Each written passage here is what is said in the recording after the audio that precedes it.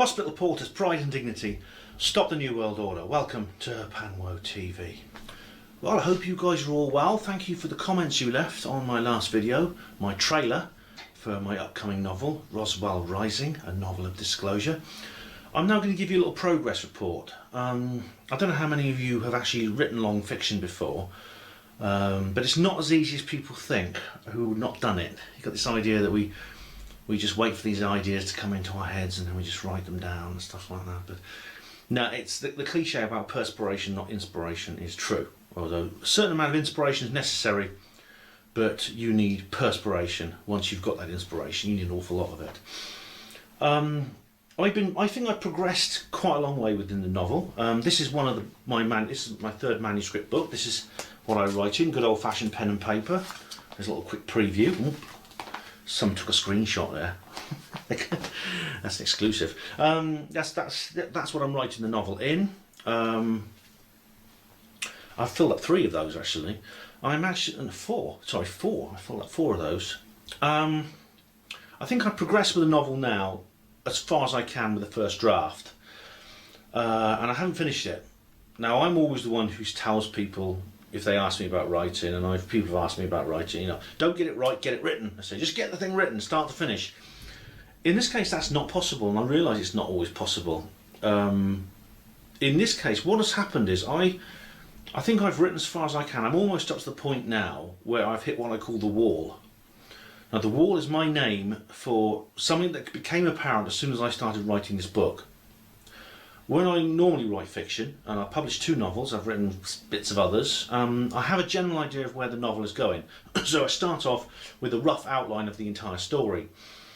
And I make notes as I go along, and I generally sort out the details as I go along. As I get to different areas of it, I put in the details, and then I write the actual thing in its proper form. With Roswell Rising, it's not like that. I actually have no idea where the novel's going to go up to. I know where it's going to go up to a certain point, after which there's a lot of uncertainty. It could go either way. It could go various different ways. There's several different scenarios that have come through my head.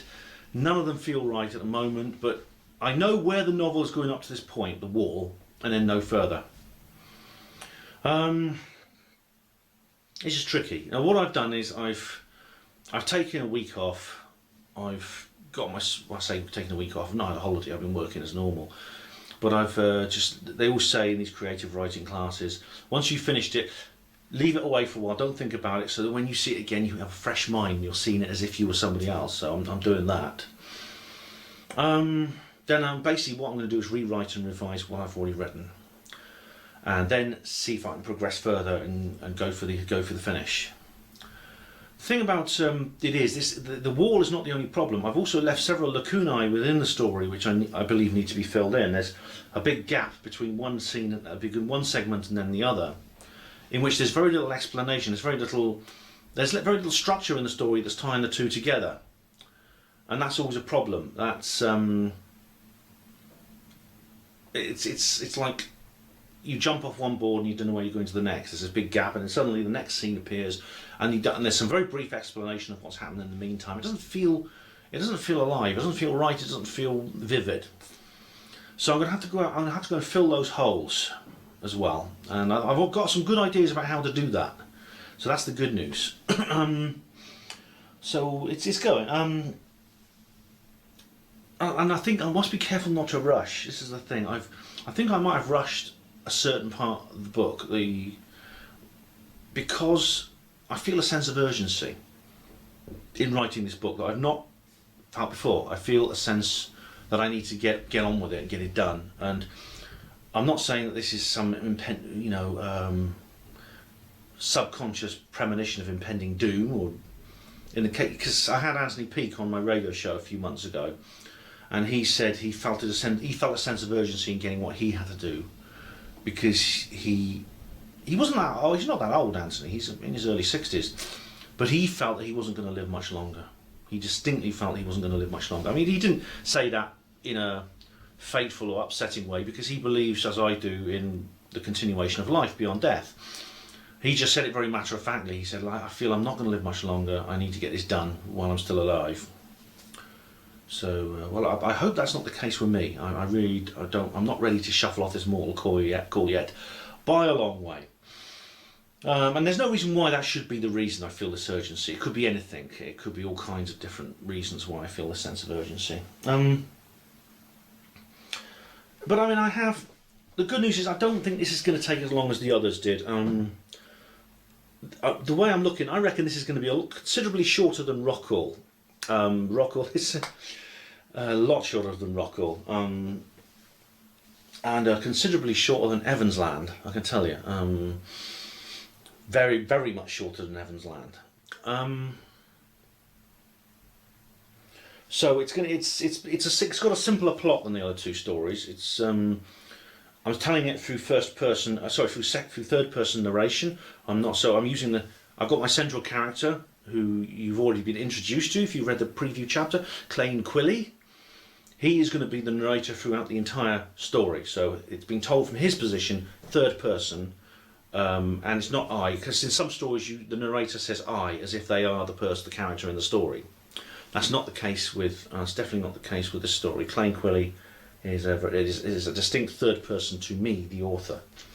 But it's going to be all told from his point of view. Now, if you read Rockall, you'll see that I actually split that role. The story is told by 4 separate characters through their eyes, and the 4 characters basically take it in turn to narrate the story, and you see it through all of their eyes at a time, at different times in the story.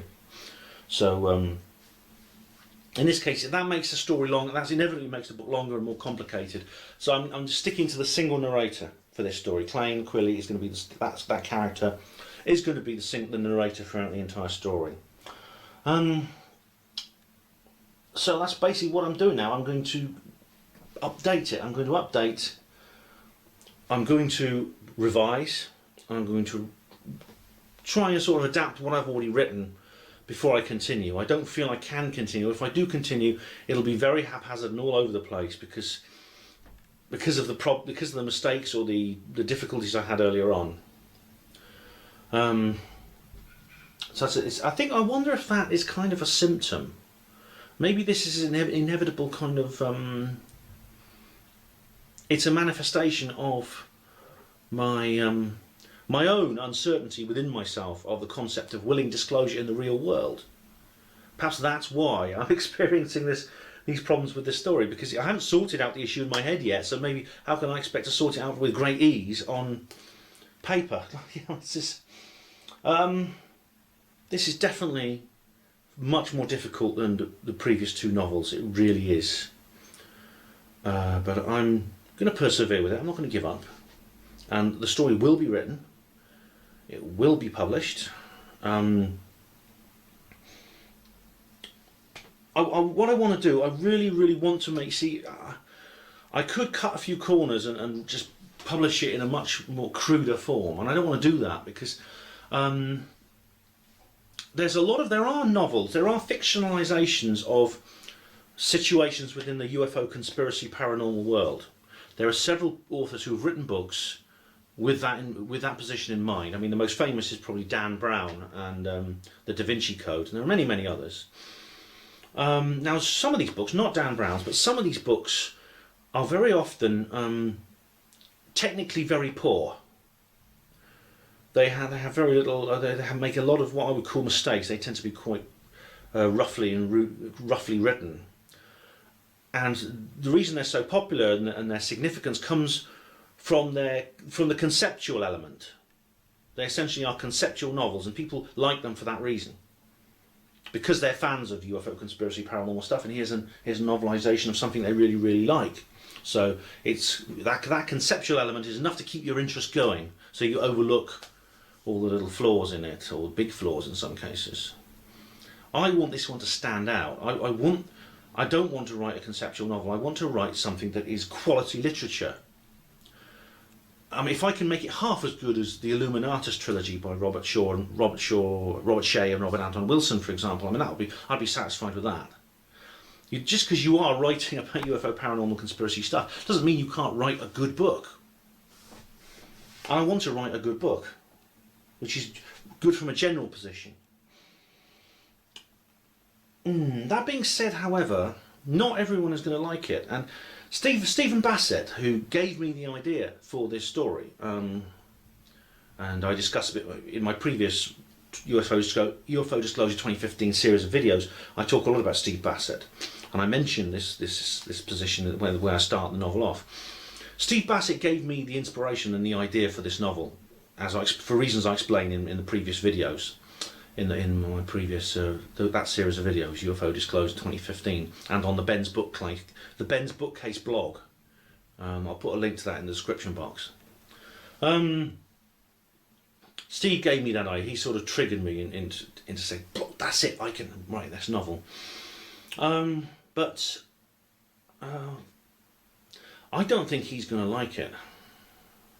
I think he's going to have a lot of major criticisms of it, because, and this is a point I've never ever pretended otherwise, but Steve and I distinctly disagree on many issues to do with this subject, UFO willing disclosure, and or not so willing, as the case may be. But he and I disagree quite considerably on some of the issues, and I've discussed those in previous movies on this channel, and in my various radio interviews with Steve. And I think our disagreement is materialising quite obviously on the pages as I'm writing this story. I'm becoming acutely aware of those disagreements in the form of various elements of the story, and I think Steve is going to have a problem with some of the things in the story. That can't be helped. I'm not going to write a story. I'm not writing a story for Steve Bassett, even though he gave me the idea. I'm writing a story for everybody. Steve may like some elements of it, good. But as much as I respect him and agree with a lot of what he says, I also disagree with a lot. And you'll be able to see that, I think, when you read the story. So, I should apologise, actually, because some people have actually asked me this. They've written to me and said that I haven't uploaded any material for a long time. And I know I haven't. I haven't uploaded anything for a month, apart from the trailer for the novel. I've also been quiet on the Herpanwo Voice blog as well. I haven't put many posts on there. I did actually do a post yesterday, or was it the day before? I put up a post about the skeptic movement again, and the internal skeptic war, civil war, the feminists versus the trolls, and things like that. I wrote about Rebecca Watson and her experiences, which I've discussed in previous videos. So I've done another new article on that. Steve Trubler has seen it, because he commented on there. I did send him a link. Unfortunately, I'm not. This is the problem. This is the unfortunate fact is there is only one of me, and somebody needs to write the book, which means I don't have as much time to do other things until this book is finished. When the book is finished, things will go back to normal. I'm not going to completely neglect Herpanwo TV and the Herpanwo Voice. I'm still going to put material on there. I will be uploading some videos occasionally, as I will be putting posts on Herpanwo Voice, but these are going to be fewer, shorter, and more in between, because it's inevitable, simply because there ain't enough hours in the day and there's only one of me. But as I said, this novel is going to be shorter in extent. It's shorter in scope and extent than Rockwell. Rockwell took me 1.5 years to write, from beginning to end. This is going to take a lot shorter time, and I've already done quite a lot of it. It's probably going to be a couple of months, I should say that.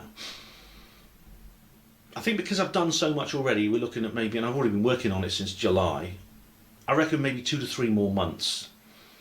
And we're going to end up with a book maybe of 100 to 150,000 words. Although I don't know that yet because of this wall I can't see through. The story, I might have to make it a bit longer. Either way, it's gonna be just a couple more months, I think, and then it'll be ready. And of course, once the book is written, then other issues have to be brought into account. I have to work on the origination and design of the book, and then eventually I've got to allocate its ISBN, things like that, and then there's publication. Then I'll sort out publication. I think we're probably looking at a launch sometime in the summer, hopefully in the early summer. I do, like I say, I want to get this done. It's tempting not to just rush and go ahead and make a pig's ear out of it, so I'm holding myself back, but it's frustrating because I need to get it done. I do feel the world needs to. I sound arrogant now, but this world needs to hear this story. It needs to be told. Oh yeah, that sounds very big-headed, does it? But well, you know, I don't think modesty is really a quality when it comes to being an author. You have to be slightly narcissistic and megalomaniacal in order to do a good job. I hope I don't take it to excess. So thanks for watching, everybody, and thanks for all your comments. I really appreciate those. And thank you for those who've written to say they support me, and who've also pledged to buy a copy when it comes out. What it will happen when it comes out, how many it's going to sell, things like that. Well, if I worried too much about that, I wouldn't write the damn thing. So I'm not even going to think about that. I'm just going to think about the story and getting it written. So I'll give you another update as and when required. I will work on finding time to do some more Hapanwo TV videos in the meantime. I can't promise, and they won't be every week or so like I've been doing it up till now. But thanks anyway. Thanks for bearing with me. And thanks for watching Hapanwo TV. Hospital Porters, Pride and Dignity, stop the New World Order.